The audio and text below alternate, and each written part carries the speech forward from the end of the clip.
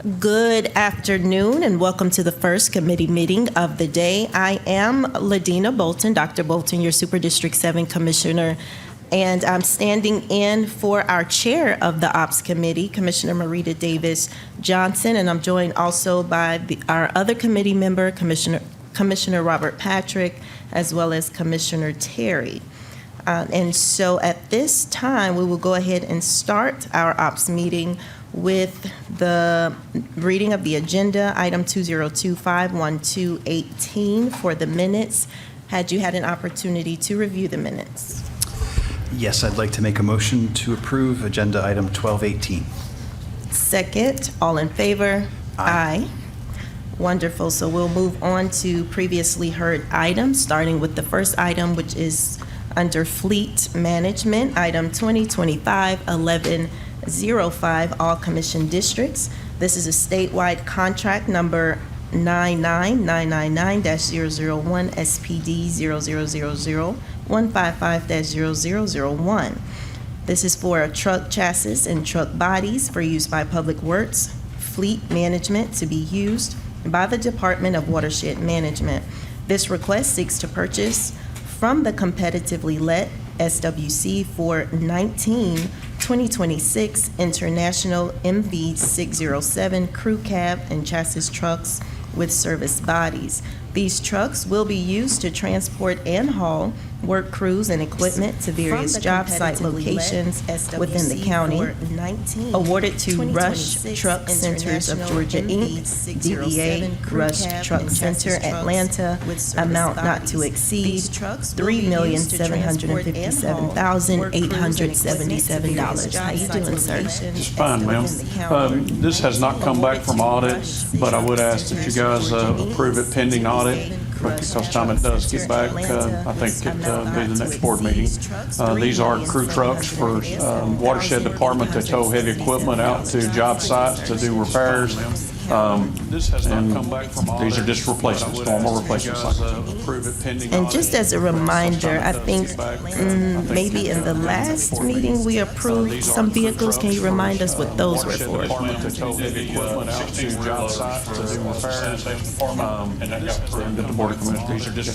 Okay, 16 rear loaders. Did you have any questions or comments, Commissioner Patrick? No. Commissioner Terry? Yes, thank you, Madam Chair. Just one quick thing. After we approved the last contract, of course, I'm always going to ask about, is there an electric vehicle version? And I did find, I guess, Kenilworth just this year announced that they've, are now offering a product. And are there other sort of light or up to heavy duty truck is there an electric vehicle options in the future, Director Gordon, that could be electric? Yes, sir. In the future, the ones that's out there right now has not performed real well in the garbage truck business. We've had a couple of them with sanitation that's really didn't work out. These crew trucks here, they had one that possibly could have worked on for these, but they were way more than we could afford. It's been double this amount of money per truck. But in the future, I do believe those are going to come down, and I believe the technology is going to improve tremendously. Another big issue too on the heavy duty is the charging. If we put 19 trucks at one location, we'd have to have a mini substation. It's an enormous amount of electricity. It's more than just a transformer for all at one location on truck side. But technology's coming around. We're staying on it. Yeah, absolutely. And I appreciate y'all continue to look at that. Yes, sir. And hopefully maybe I can talk to the chair about this just at some point, maybe before the end of the year, get kind of an update of where we are with the electric vehicles in our fleet. And, I know that a lot of investments been made in the charging infrastructure through, I think, some SPLOST funds and some grants. So maybe it'd be good just to kind of see where we're at the end of the year with that. Yeah, sure. I just made a presentation Tuesday at the ITS conference down at the World Congress Center. With kind of our basic information, what we're going on, what we're doing. So, yeah, we can definitely give you an update. Okay, all right, I'll mention that to the chair. Yes, thanks. Thank you. And just as a reminder, did you say this was an urgent request? Is that why you're requesting approval? I'm not saying urgent, audit? but I just hate for it to get delayed because we got all next week for audit to get it done. And if y'all preliminary approve it, then when it comes up front of the board, it'll be, with the audit, just approve a pending audit. It's the way we usually do it. Okay, do we have a motion for this item? A motion to approve pending audit. Second, all in favor? Aye. Thank you very much. All right, you're welcome. Moving on to the next item, 2025-1062. This is for innovation and technology, all commission districts. Change order number 13 to contract number 107-0267, Technology Solutions, Products and Services. This is a cooperative agreement, and it's for use by the Department of Innovation and Technology to be used by various departments in the county. This contract consists of purchasing from the competitively let Region 4 ESC Omnia Partners contract for the purchase of computer peripherals, telecom, equipment, networking components, uninterruptible power supplies, software renewals, and various other IT hardware components to support enterprise operations. This request seeks to increase the contract funds and term through May 31st, 2028, awarded to CDW Government LLC, amount not to exceed $7 million. Yes, Good sir. afternoon. Yes, I believe this item is still in audit. Both items in IT should still be in audit. Okay. And can you just expound a little bit more on the use of this? I know I just read through it, but it's always clarifying to hear you just discuss it. So this is the Microsoft contract that Okay. every department uses within the county. This is for your Office 365, your SharePoint, all your Microsoft applications. And it's $7 million? Yes.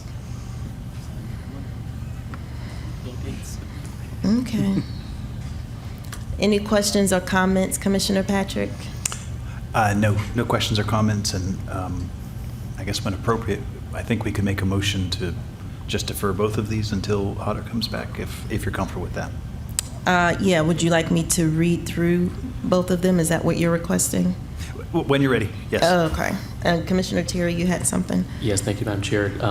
So I over the years, I've asked myself, we spend so much money on software licenses. Obviously, we're a big organization, so we have to use Word and Adobe, and that's just technology. There was an interesting documentary about how Bill Gates started out, and that was his sort of secret innovation is we'll just license you the software. Back when IBM just wanted to build the hardware. So he, of course, is a billionaire, so that was a good choice on his part. But I think for our purposes, as we are looking at approving this contract, what is IT's sort of strategy around just ensuring that we're maximizing our efficiency of about how many licenses we have? Because what I want to make sure is we're not just sort of blanketly getting everyone a license, but no one's using them, right? And so just ensuring that there's some review that we're getting exactly what we need, and obviously if we need more, we can deal with that. But when you look at this contract, it's for $7 million, but you don't have to use it all necessarily. Is that right? It's just sort of That's right. It's as you order them. Correct. And so, is it possible that we might not use the whole $7 million because there might be y'all might be sort of just going through and making sure we're actually getting the ones we need? That is correct. I mean, we're just extending the contract $7 million. No, we might not use the entire $7 million. And to answer your question, not every employee gets a license, so we do look at that very strategically on which departments, for example, sanitation, not all of those employees will get a license because they don't obviously have a device for each, crew worker. So we do look at that very, very carefully, and it's on a department by department basis. So yes. In line with that, if I may make a request, I think we would like to see for those licenses that we have spent over $3 million for, maybe the userability, I don't know if that's the correct term, to see how many people are actually using it, or to what capacity we are using it, to make sure we are being good stewards of the monies that we're spending. Can we do Okay. that? I can look into that and see if we Okay. have that report or that. Yes. I'll look into Wonderful, that. thank you. All right, so I'm sorry, Commissioner, did you want to go ahead and make the motion?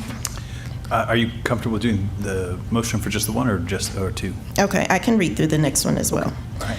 2025-1132, all commission districts, change order number 1 to contract number 1343032, statewide contract number 99999 SPD, SPD 0000600003, software and ancillary services for use by the Department of Innovation and Technology.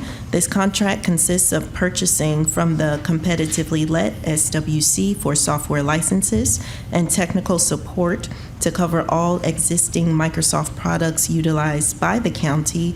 This request seeks to increase contract funds for the annual purchase of new and existing Microsoft software licenses and support services awarded to SHI International Corporation, amount not to exceed $6,229,630.12. And to clarify, were both of these for Microsoft?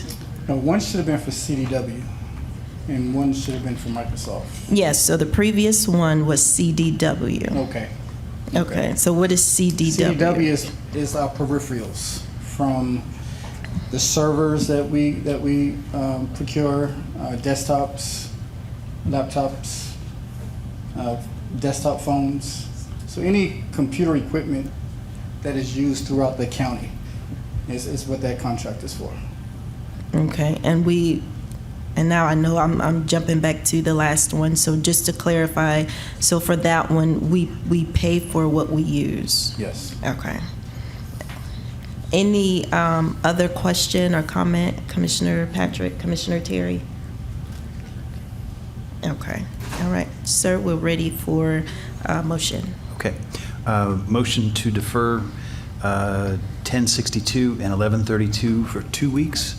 Okay, second, all in favor? Aye. Oh, pending audit, sorry. Usually we'd say pending on it if we were going to approve it and then have it go to the BOC for Okay, approval. gotcha. These are not hot rushes, is that correct? They're not hot rushes yet. Not yet. Yeah, if it was, he would have said yes, Yeah, right, absolutely. Exactly. Okay, so right. that's a deferral for 2 2 weeks. weeks, All yeah. in favor? Aye. Thank you, sir. Thank you. Okay, moving forward to new agenda items. Under DCTV, we have item 2025-1076, all commission districts. This is a cooperative agreement for audiovisual equipment, accessories, and services. Contract number R201202 for use by DCTV. This contract consists of purchasing from the competitively let Omnia Region 4 ESC contract to upgrade DCTV studio and broadcasting equipment. This request seeks to ratify previously issued purchase order numbers 5042721, 5042124, and 5041864 for the purchase of audio, visual, and production-related supplies awarded to B&H Photo and Electronics Corp., DBA B&H, amount not to exceed $180,187.81, excuse me. Yes, ma'am. I am assisting DCTV. What you have read is the extent of my knowledge. I did have a conversation with the director of DCTV, and she did advise that these were necessary items that needed to be purchased to allow for the improvement in quality of the services that they provide. So, Okay. in discussing that, and they were available on a cooperative agreement, there was a cost savings in using that. The purchases were made, and this is a ratification request of you to approve purchases we've already made to improve the quality of our DCTV. Okay, so the ratification, It's for the purchase- amount, or? It's for the purchase orders that we've already issued, totaling $180,187.81. Okay. And we've included the quotes, so those attached documents, that's what we purchased. Oh, I do see that here. I'm sorry. I've read right through it and didn't even recognize it. Thank you. Did you have any questions or comments, Commissioner Patrick? The only comment is that DCTV consistently performs, I guess, beyond expectations. Good crew of people, and happy to support this when appropriate. She would love to hear that. Commissioner Terry? Yes, sir. thank you, Madam Chair. I'll just reflect that looks like what we're talking about here is cinema and broadcast cameras, mobile lighting, switching and monitoring systems, signal converters, hyperdecks, clear-com communication gear, and other essential peripherals. That's another technology term I use today. Equipment, I guess. So, yeah, I mean, to me, this makes completely sense because obviously DCTV is out at all of CEO events or commissioner events, providing, support for press conferences, town halls, all of that stuff. So certainly agree and support the effort to keep our audio visuals up to date with the technology of the day. Thank you. Absolutely. And anytime there are cost savings, I'm happy to hear it. Do we have a motion for this item? Motion to approve 1076. Second, all in favor? Aye. Wonderful. So we have moved on to the last item before the walk-on. And so this is for the CEO's office, 2025-1239, all commission districts, contract award to the Momentum firm for implementation of the operational and performance assessment and development of a countywide transformation strategy and roadmap. Thank you, Madam Chair. So I'm going to call Lakeisha Cisse, who is the president and CEO of the Momentum firm, to the podium. If you have a moment, we would like to give a presentation because we think it's a pretty important topic of discussion. Last Tuesday, the board saw fit to adopt the operational and performance assessment that was conducted by Malden and Jenkins. That operational and performance assessment of 18 departments led us to 266 findings. We committed when initiating that effort, as well as prior to and upon the adoption of that body of work, that the administration was not simply going to have another report sitting on a shelf. What we are intending to do is hire an agency, which is the Momentum firm, to act in many ways as a change or transformation manager to assist us in addressing each of those findings, as well as putting systematic processes in place focused on standard operating procedures, focusing on ensuring the appropriate training, staffing, and so forth, so that not only do we address those findings, but the organization countywide is able to better assess its work, evaluate its work, and we improve customer satisfaction overall. So what Ms. Cisse is going to do is spend about 5 minutes or so with you, walking through how we envision that effort to go. Okay? Ms. Cisse? Awesome. Thank you for joining us, Ms. Cisse. Thank you for having me. Good to see you all. Make sure I have the presentation should be up shortly. And I believe you have a copy of the presentation, Commissioners, is that right? John is bringing them up now. Awesome. And then IT will cue there it is. And then just to the right. All right, sweet. Well, thank you for the introduction, COO, Commissioners. It's an honor to be here and great to see many of you again.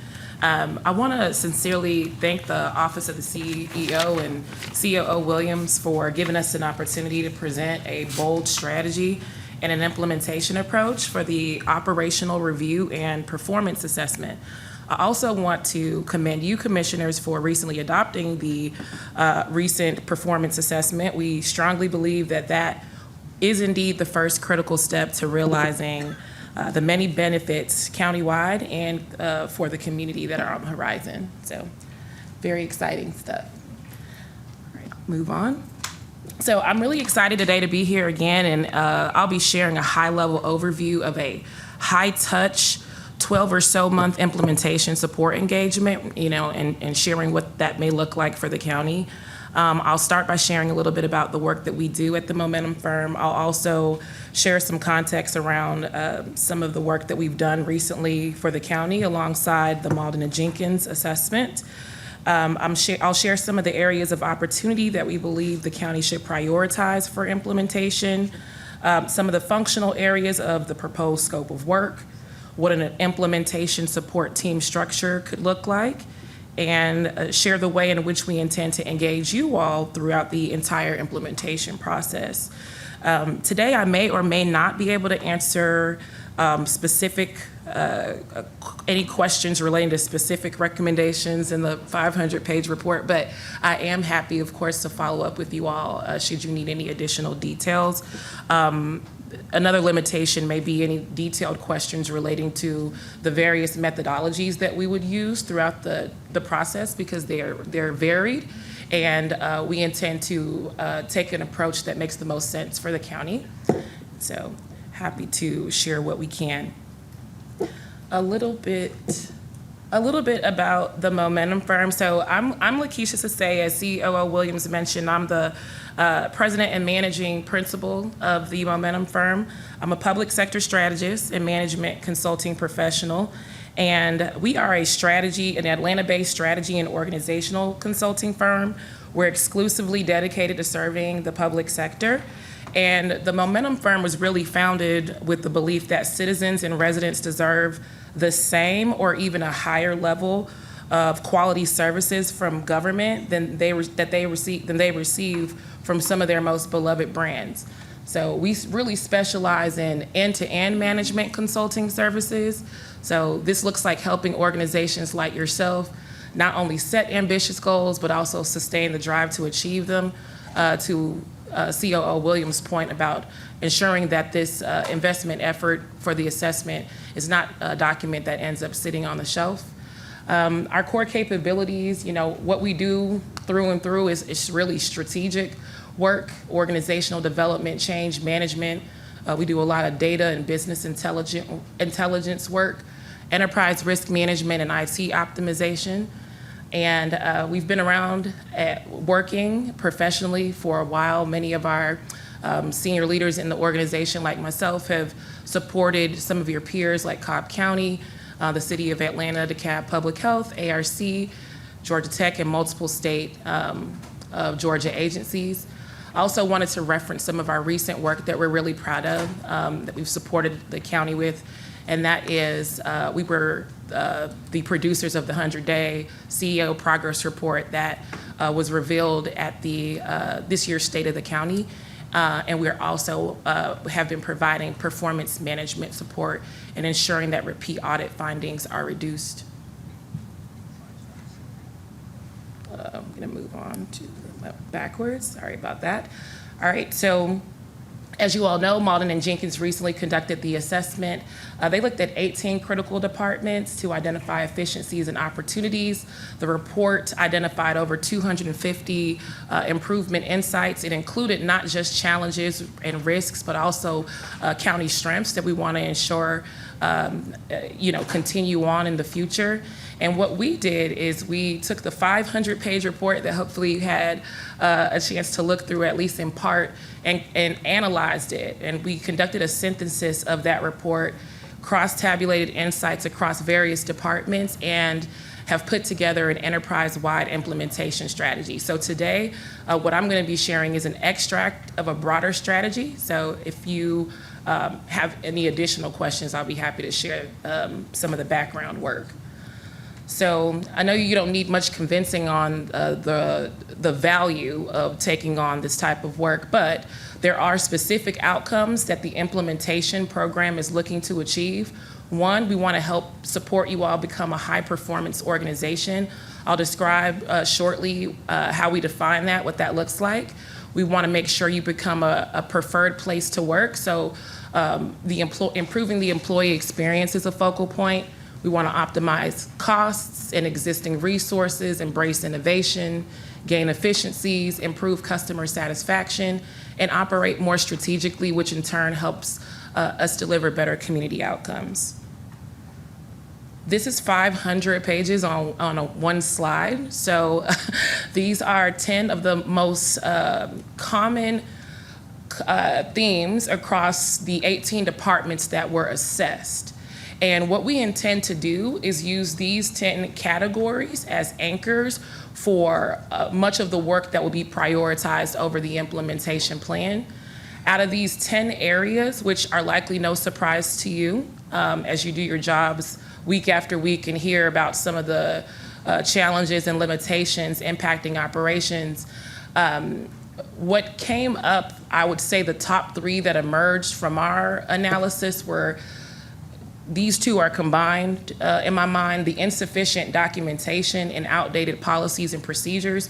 If we sort of consolidated those 2 areas, what they really describe are tons of process issues across the organization, organizational structure challenges relating to issues with lack of clarity around roles, high turnover rates, vacant positions, et cetera, and technology limitations. So in addition to there being underutilized licenses off, potentially in some instances, there's also a lack of integration between systems, inefficient workflow processes, and in some instances, even duplicate systems across the county. But again, we see all of these not necessarily as weaknesses, but opportunities to make improvements.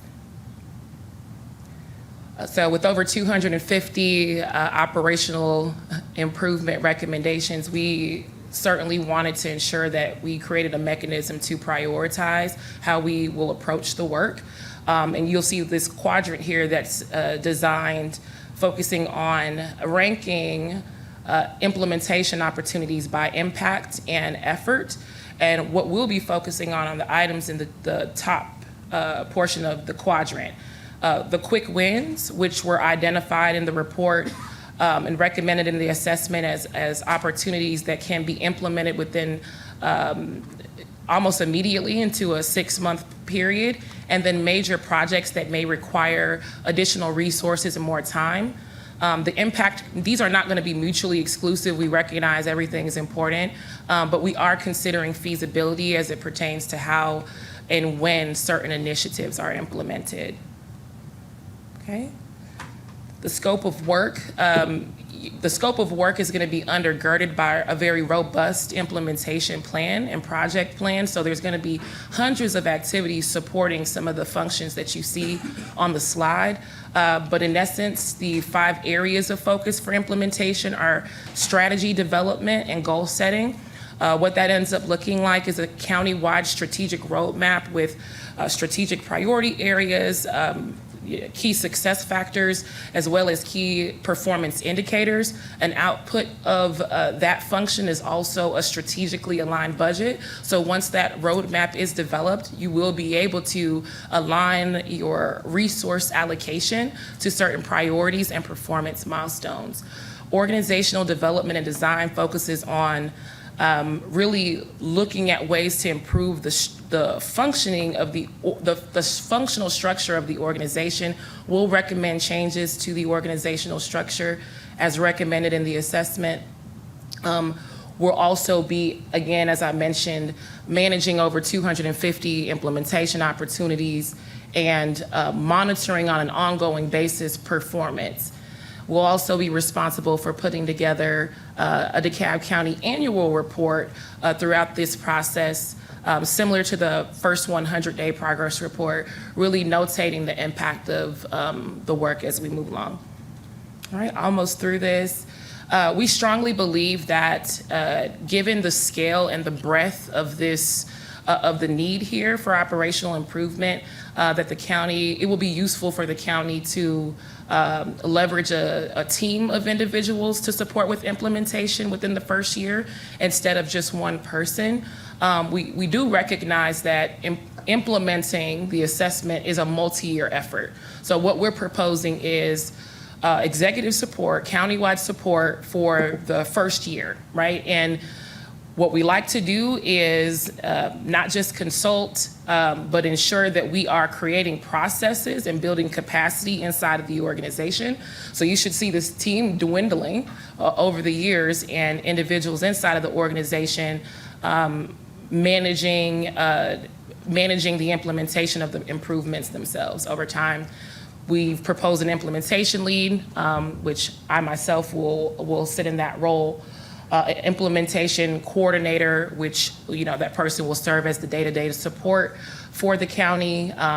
They'll coordinate all activities relating to the implementation plan.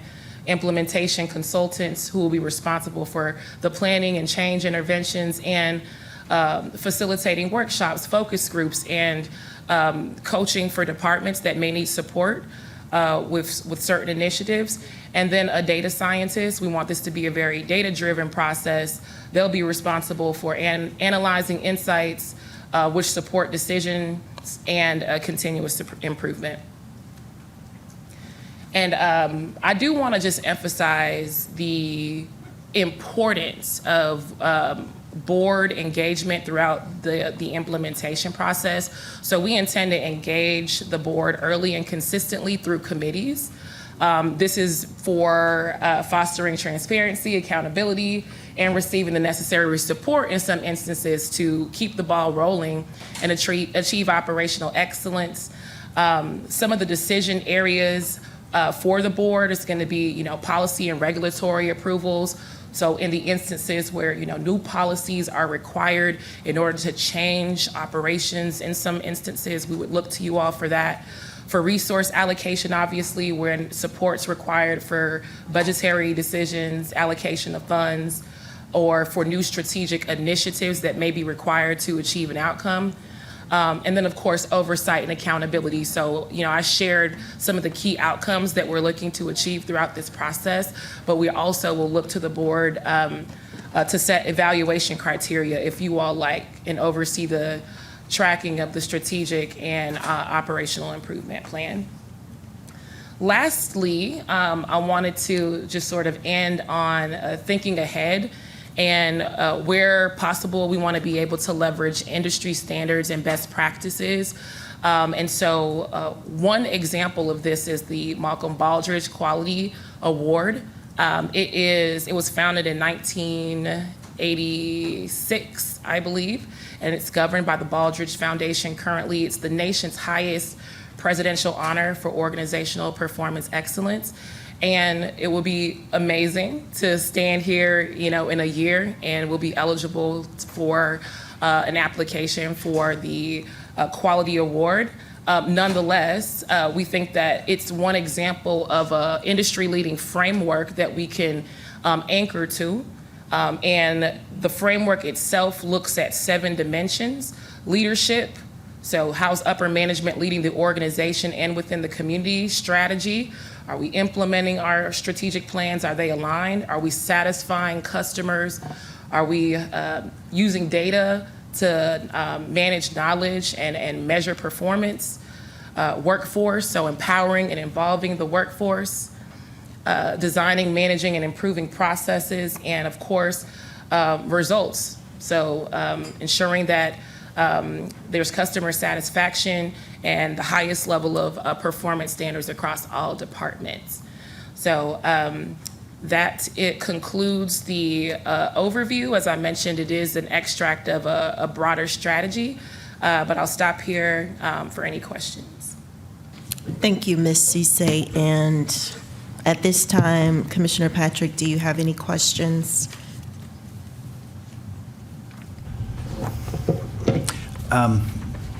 Very good, very impressive presentation. Thank you. And the objectives that you're talking about, I think, appear to be attainable and reasonable. Just for clarification, so this is a 1-year contract? The performance period is through the end of 26. Okay. So basically a 1-year contract. Basically. And then just to make sure, I did not see anything that talks about the procurement process. You guys have been through the procurement process? Did you want to answer? If I may. So Go ahead.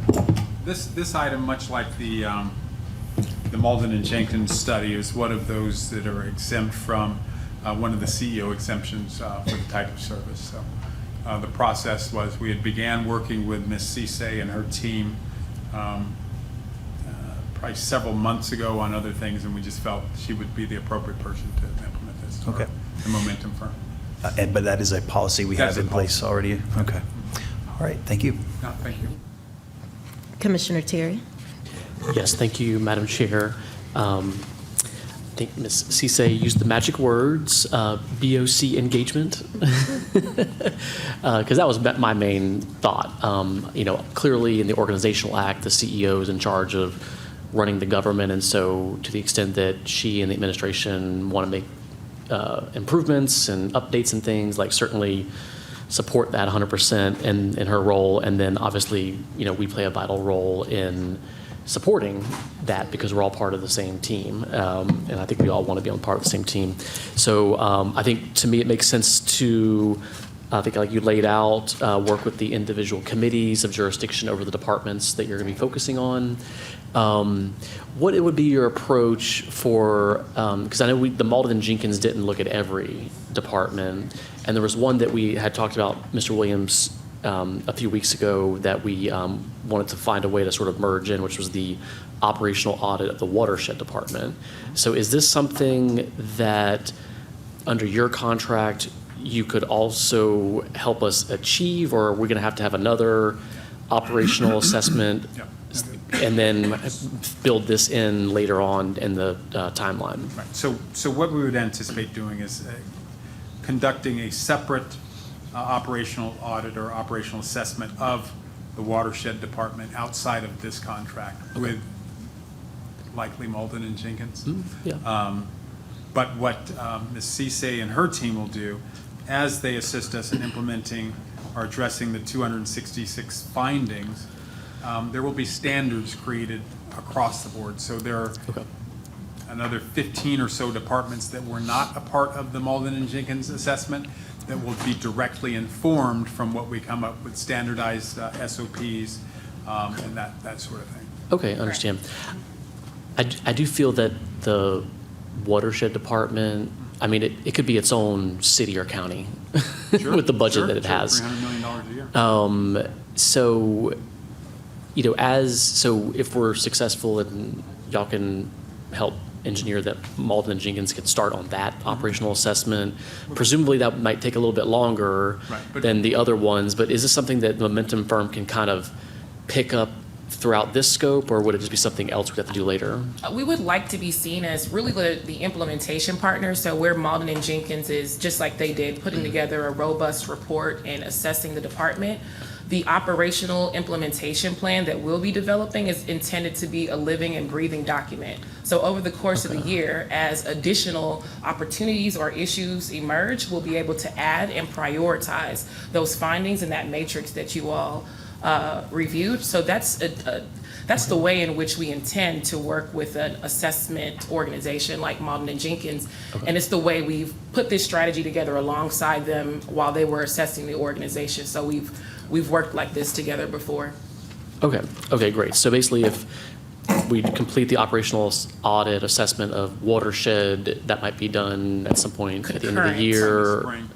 And then it's something that just through the framework, you'll be able to also provide recommendations. For implementation, absolutely. Okay. We do departmental feasibility meetings because, Malden and Jenkins, they have their methodologies, they'll make their assessments, but we recognize that there are some nuances that they may not be able to uncover given some of their time limitations and other constraints.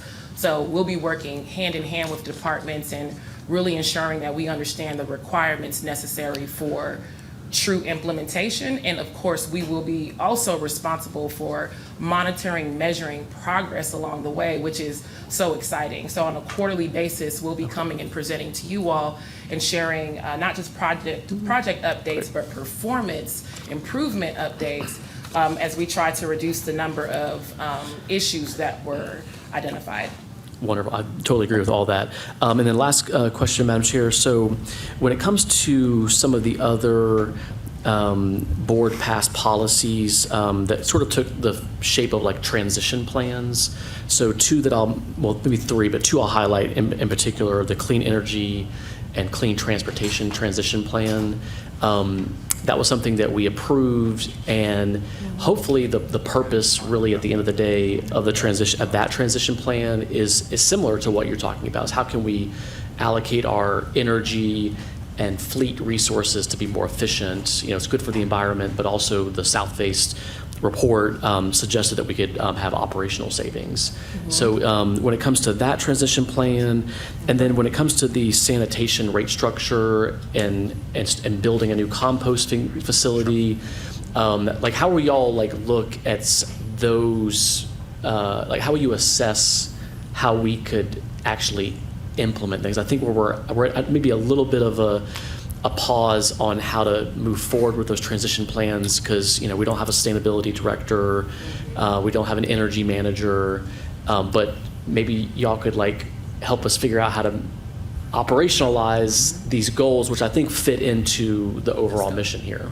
Right. So let me real quickly, because it's interesting, when we were talking and when we've negotiated this, the clean energy is not something that we had specifically spoken of, but I do think there is an opportunity, and we will look at this just to see if we have the flexibility within the contract framework, because between the clean energy, the library transition, the facility management study that's going on, pay and class study, and the cost containment, cost allocation, there's a number of bodies of work that we are working on that we are absolutely convinced that as we complete them, if we implement the findings, much like we're talking about with the Malden Jenkins, it's going to make the organization far superior than where it is. So we're laying the foundation with all of these studies. Momentum is our implementation partner. Currently, we're talking about the operational study from Malden and Jenkins, but we will see if there's opportunities to add to it within the framework of this contract, or potentially amend as these other studies come in. Okay, understand. And I do think, just last point on that, so in the chart on page 7 of the presentation about the major projects and the quick wins, I feel like at least for clean energy and clean transportation, that could be a quick win. I just think a lot of other governments have done this, and so to the extent that y'all have worked with, City of Atlanta is a great example. They've had a sustainability director for 15 years. Right. And I do think that's a quick win because the concept is pretty well established in local government. It's more about just deciding, hey, we're going to do this, and then the savings, the efficiencies, the sustainability will follow very quickly, I think. So I might argue that would be a quick win. So Zach, to the extent that we can just maybe incorporate that into the contract just for consideration of the work. I hope it's not too much extra. No, I'm just kidding. Well, and it's something we've discussed too, and we may. Thank you. And we provided you a substitute, but we may even have hourly in addition, some other charges for addendum or auxiliary service or something like that. So, Yeah, that's great. Yeah, we'll give that some thought. Was that the last of your questions, Commissioner Terry? Yes, thank you, Madam Chair. Okay, and I do have just a few questions. I think you addressed some of the things I had concerns about as well. This first question may be for you, Mr. COO, but because we did a pre-assessment, is the goal ideally to do a post as well to see how it compares? Absolutely. So interesting enough, we are absolutely convinced that our worth of all of this is going to be determined by certain baseline data that we have now. And for the Malden and Jenkins certainly provided us a baseline of all these findings, right? We will be able to not only quarterly through the committees report on our progress, but then annually report on our progress. Additionally, what we're going to talk more about between myself, the Momentum firm, and the CEO and the rest of the team. What do citizen satisfaction surveys look like? Where can we, when and where should we establish a baseline and some sort of monitoring over time? So we anticipate all of this work combined with the strategic priorities that the governing authority has come up with, we will be able to monitor how are we improving our operations in implementing those strategic priorities, and what do the citizens think about that. That's the effort of all of this. Okay, and just to clarify, the post will be conducted by the same institution, Malden and Jenkins, that did the pre-assessment? We haven't Because if not, done that adds another variable because somebody else's do it different. yes. Right. So the beauty is Malden and Jenkins is our long-term partner for our annual comprehensive financial report. So we would, unless something very weird happened, we would want to continue working with them. Okay, good. And you did kind of allude to what my next question was when it comes to the customer satisfaction surveys. Is that something we are currently collecting in the 18 departments No. that were, okay. Not in any meaningful way, no. So that's something that we would have to develop in order for us to gauge, and that was one of your To create points. the baseline, absolutely. And that's something that we will do. Okay. Also, I was interested to know how long, even though this is about a one-year contract, how long you anticipate it would take for us to get up to speed? Because you, when you were describing DeKalb's implementation support team, you indicated in the first year, the team will be larger, and then as time passes, it would get a little smaller because the lift won't be as heavy. So what's the anticipation for the full timeline of implementation to sustainability where we won't need as much support? Yeah, I think that assessing performance and providing updates on a quarterly basis will give us that baseline. We obviously want to accelerate time to value, which is why we are first and foremost looking at which items can come off of the inventory as quick wins and can be implemented within the first 6 months. We also want this approach to be very high touch. So departments sharing best practices with one another. While it's not described on one of these slides, we'll have an entire framework for, it wouldn't necessarily be a post-assessment and rigor as it relates to the issues and challenges, but we will be tracking in a very detailed way the status of completion on certain recommendations. I think what will also be insightful is that this quarterly update process will reveal roadblocks and things that are inhibiting us from actually making progress so that we can make more strategic decisions and more strategically allocate resources to actually address some of the things preventing us from moving forward. Okay. And again, still discussing the implementation support team, will there be, for example, a coordinator for each department, or is there just one core team helping to implement overall? Yeah, so we see it as one core team. The implementation consultants, so we're looking at bringing 2 on. They'll be staffed based on their functional expertise to the scope of work. So like change management, for example, someone that's proficient with budgets, et cetera. And so the implementation consultants are responsible for direct department support and facilitation. The implementation coordinator is kind of like a controller role, someone that's responsible for the day-to-day operations that can answer questions. They coordinate the project itself, but 2 implementation consultants for the 18 departments. And based on what you kind of described, do we expect for these folks to be boots on the ground or more remote work and communication through email or whatever means? That's a great question. So we're proposing a hybrid team structure. So we would like to develop some cadence around on-site work. We've even recognized that that's been a very beneficial approach over the last few months with the way you all work, and want to make sure that we're on-site and able to meet with departments. It's also very helpful to see process challenges up front, up close and personal. But there are some off-site days where we'll be working and huddling and doing strategic, what I like to call deep work, and we may be off-site. And as necessary, one of the approaches that we take is often bringing in subject matter experts where necessary. So given the specific challenge or issue, we may need a a certain walk, right? And so we'll be able to leverage our talent network and kind of bring that person in ad hoc to support a department or a leader looking to implement something that's very specific. So a hybrid team approach with a few days on site, but we'll be extremely accessible. And when it comes to the departments and who the consultants or leads will coordinate with, will there be a team within each department that will correspond, or is it more so the director or someone assigned to be the liaison to make sure the departments have what they need? Great question. We will start with the director, but at the very start of this project, what we want to do is put together a project governance framework.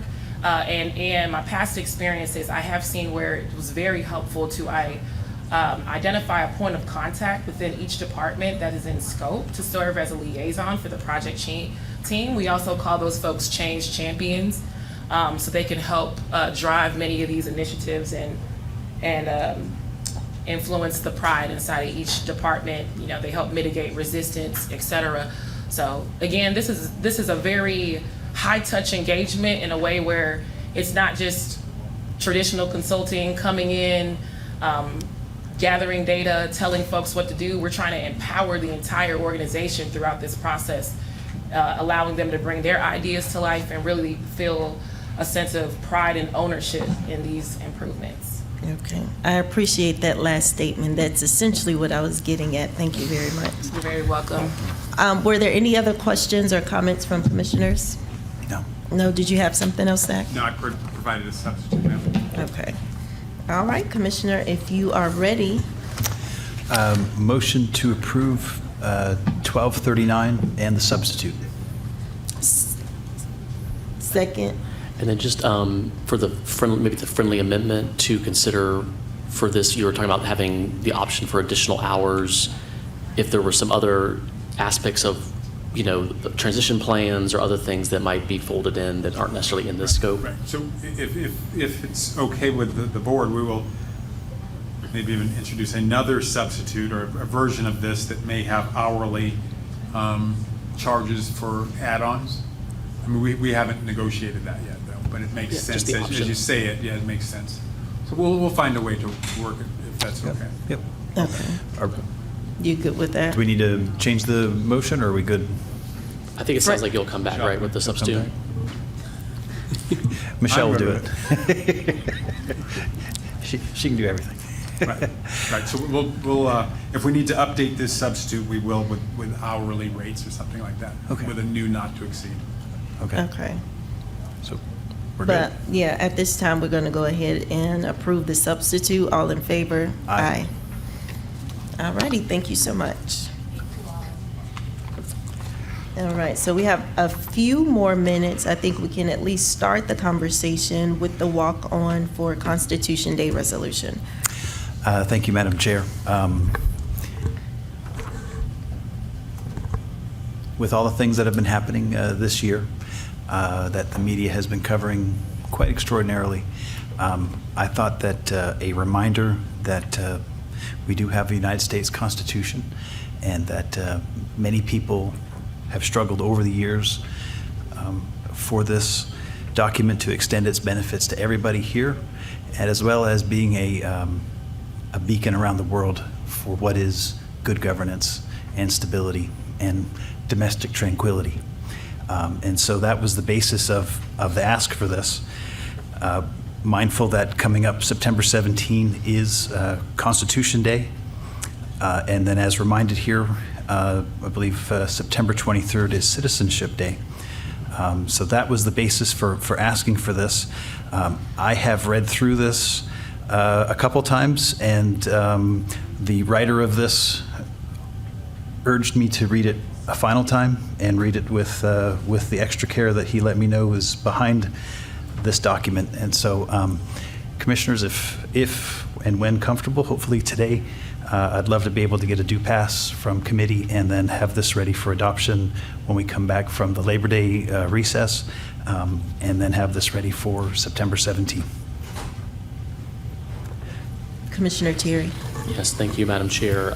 Yes, I want to appreciate Commissioner Patrick for bringing this forward. I do think it is important from time to time for boards like ours to make sure that at least our constituents know where we stand on very important issues. And I think the title of the resolution, I think, really captured it, of what I think a lot of us are feeling and a lot of constituents, I think, are concerned about. So just to reiterate what the resolution says, a resolution of an observation of Constitution Day in DeKalb County, Georgia, and honoring the formation and signing of the United States Constitution on September 17, 1787, and recognizing all who are born in the United States or by naturalization have become citizens. So, we're accomplishing a couple things with this resolution. I don't need to get into why that is, but simply to say that the Board of Commissioners, DeKalb County, stating that we support the Constitution and what's in it is really important right now.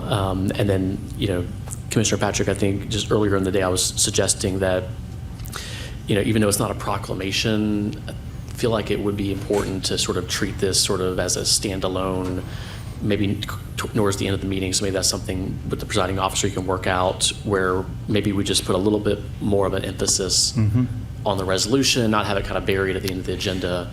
So that way public commenters could maybe at least be present for us to sort of make sure this is an important moment and recognition. Thank you.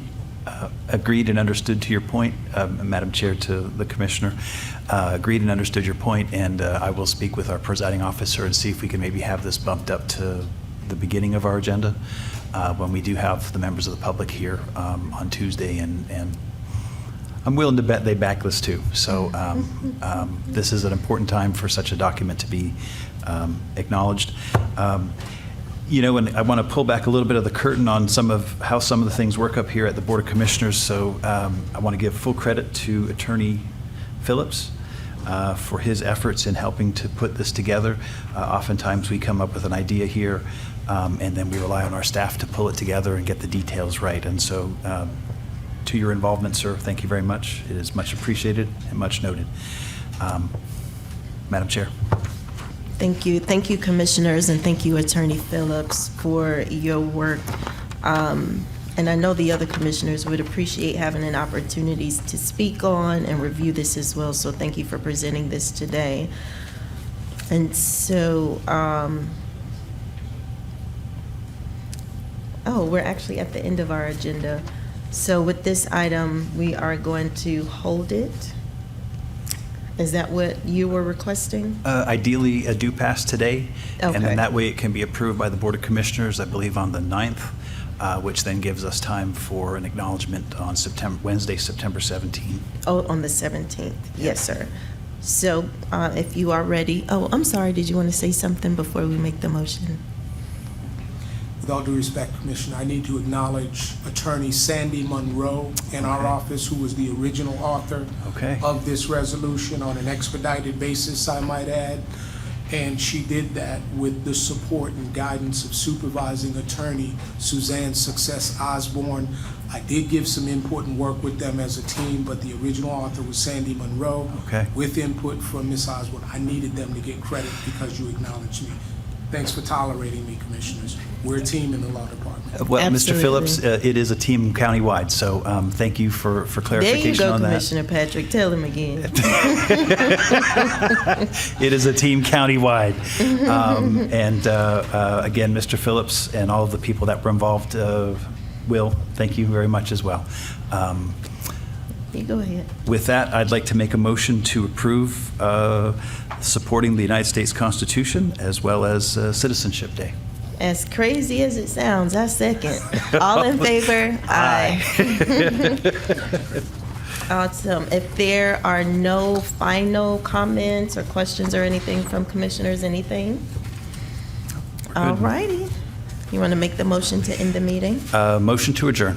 Second, all in favor? Aye. See you at 2:15 for ERPS.